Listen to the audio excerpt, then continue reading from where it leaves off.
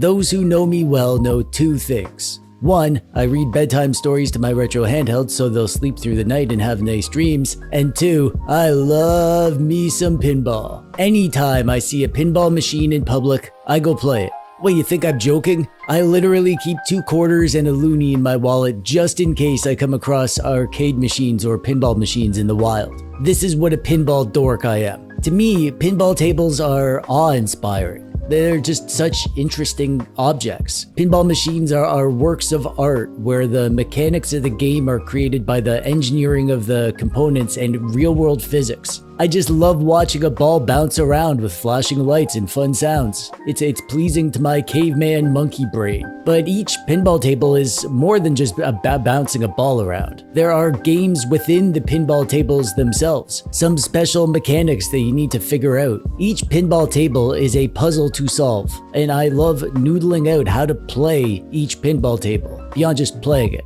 you know?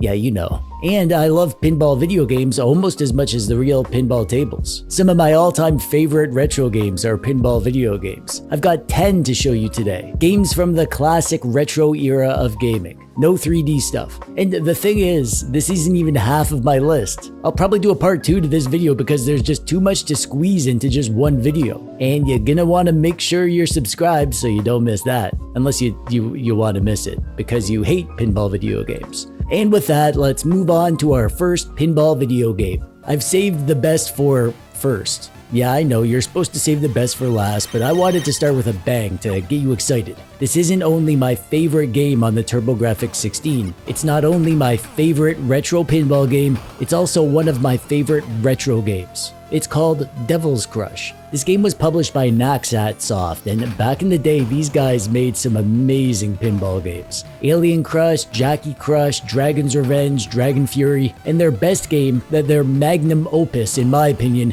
is Devil's Crush. I am nuts about this game. It embodies everything that I like about pinball video games. It's a pinball game, familiar pinball mechanics, but the design of the game itself sucks you in. It kind of feels like an adventure game where your hero is a ball, and the world is a 3-tiered pinball machine. And the map is immersive and beautiful in its macabreness. The denizens of this world are yours to abuse with your pinball, and the map changes as you play, as you defeat enemies and work your way towards the goal. There are minigame areas that you can reach, and the sound and the music seal the deal. I love the soundtrack in this game. The whole package feels like a cohesive thing, and as much as I love every game by this company, Devil's Crush is the one that I keep coming back to on every device. I'm always firing this one up. Next up, this is Battle Pinball for the Super Nintendo. This game was only released in Japan, and there are some Japanese language cutscenes that you'll miss out on, but I mean, come on, it's pinball. It's fine if you don't follow the story.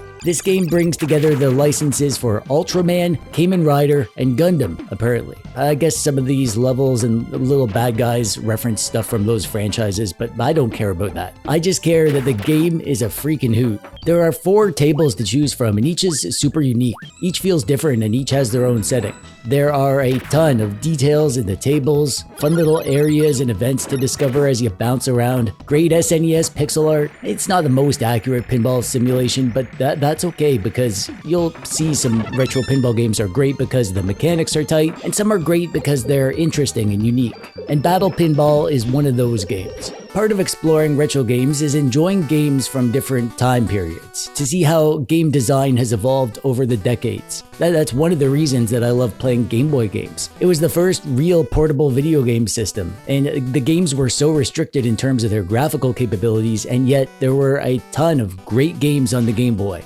The Getaway Pinball is one of the better pinball games on the system. This is a handheld version of the real-life Williams pinball machine, the Getaway. The theme is like driving, racing stuff. The lanes and the ramps look like roads, there are car chase events and sound effects. It's impressive that they managed to turn a real-life pinball table into a video game, on the Game Boy no less. This is something that's been done many times over the years. There are lots of great pinball games based on real pinball tables, and I might be wrong, but I think this is the first one to attempt this. There are quite a few licensed pinball games on the Game Boy Advance, and most of them are pretty good. One great one is this one, Pac-Man Pinball Advance. It's a pinball game that tries to capture the feel of the arcade game, but visually it looks more like the later Pac-Man stuff because they go for this like 3D look. So there's actually a story here. You're Pac-Man and you need to go out and rescue the residents of Pac-Land who are captured by the ghosts using this invention. I don't know. But the rest of the game is just pinball, which is fine. Most pinball games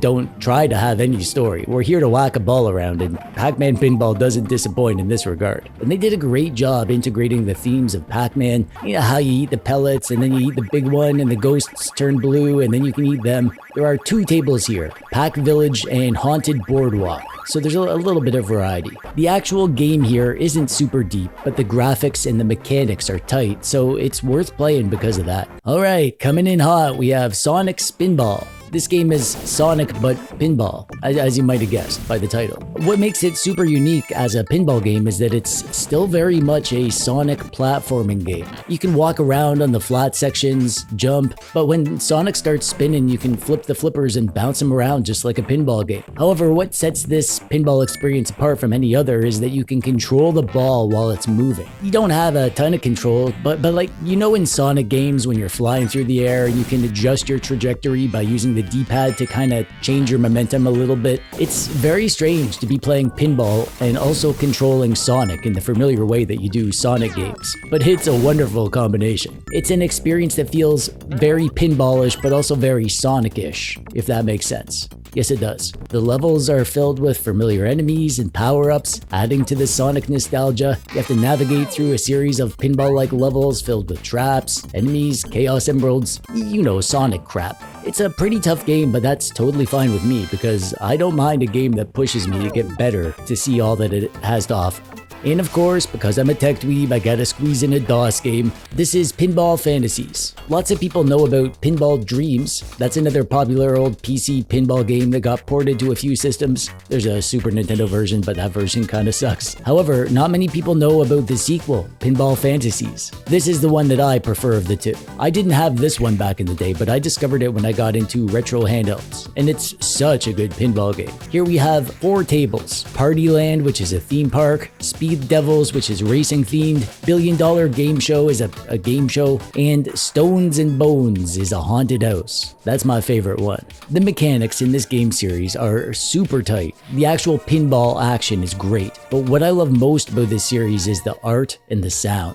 These tables are a feast for the senses. They are all beautifully designed with amazing, intricate pixel art and sprites. The sound is great, and each table has such a unique theme. Each table is so distinct that they feel like their own game. This here is Pinbot, another recreation of a Williams classic pinball table, and it's so well done, especially considering that this is an NES game. The graphics are vibrant and capture the essence of the original pinball table, and they attempted a 3D graphical style, which works surprisingly well. There's a great 8-bit soundtrack that adds an energetic backdrop. For an NES game, it delivers a surprisingly authentic experience. It's really impressive how well they captured the feel of pinball physics and the look of a real pinball table within the restrictions of the NES. And the table itself is interesting too. The actual table design of Pinbot is, you're advancing through the planets of the solar system. You go from planet to planet by hitting specially marked targets, earning bonuses along the way.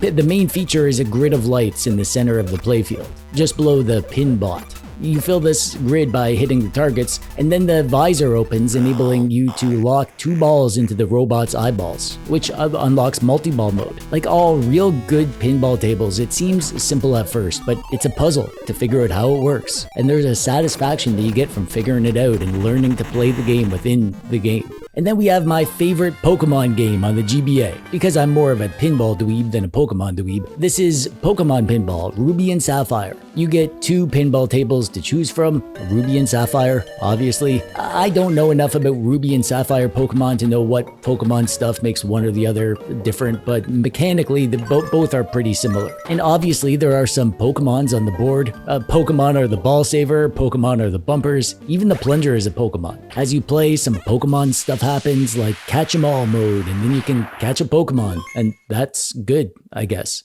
And there's a Pokedex where you can keep track of all the 200 Pokemon that you've discovered. for some reason. I don't know. You can probably tell I'm not a Pokemon guy, but I am a pinball guy, and I love this game for the pinball. I like that there's a lot happening on the table. I like the mechanics, and one thing that I've always respected about the Pokemon franchise is the pixel art. And this game captures all that's great about the visual language of the GBA Pokemon universe and applies that to pinball. And it's a wonderful combination. Microsoft Pinball Arcade was on my GBC Hidden Gems list, but I had to jump the gun and show it here because it's such a great pinball game. Even within the limitations of the Game Boy Color, this is a fully competent port of the PC collection by Microsoft. The game features 5 real tables made by the Gottlieb Pinball Company. And what's interesting here is the range in time frame. Some of these tables are super old, but some are more recent, so you kind of get a feel for different eras of pinball table design. The controls are tight, the physics are good, it runs at a good frame rate, the graphics are great. The GBC was so limited in terms of what they could do, but they did an awesome job here giving dimensionality to the tables and representing all the little details. For example, in this haunted house table, in the real table there was this little mini game in the middle of the table. You could get into the haunted house and play the mini game in the middle. But here it's obviously too hard to do properly, so they show it on the board, and then when you go in, the mini game fills the screen, but it still feels like the real thing. I love that. Definitely an awesome game to play on those great Game Boy emulation devices like the RGB30. And last but certainly not least, this is a new game to me. I didn't know about it before I sat down to make this video, and I was searching through all my retro pinball games and I came across this, and I was so excited. This is made by the same developer as Pinball Dreams and Pinball Fantasies, but it's on the Sega Genesis, and it's just as good as the PC games. It has exactly the same graphical fidelity, the same gameplay feel, the same beautiful, colorful, flavorful art style that's distinct for this franchise. You've got 4 tables here. Trick or Treat, which is Halloween themed, Wild West, which is like a Saturday morning cartoon western, The Abyss, which is a deep sea adventure, and Psycho, which is like a crazy funhouse. I love these tables. The art and sound just suck you in, and the tight pinball mechanics keep it fun the whole time. One of my favorite aspects of playing pinball video games is the variety. Each one plays different. Each one has different feeling physics, different art styles, and Psycho Pinball is such high quality and such a great pinball experience that I'm surprised I didn't know about it until now, and I'm so glad I found this one. I played it for like 30 minutes straight when I was testing it for this video. It's definitely going to be in my rotation. You gotta give this one a go. Well, there you have it, 10 amazing retro pinball games, all worth picking up or giving a go on your emulation toy of choice. I'd love to hear from you pinball nerds out there, which are your favorite retro pinball games or real pinball tables. My personal favorite pinball table is the Teenage Mutant Ninja Turtles pinball table, but let me know yours in the doodad below. Get subscribed, drink your root beer. I'm TechDweeb, thanks for watching, bye-bye.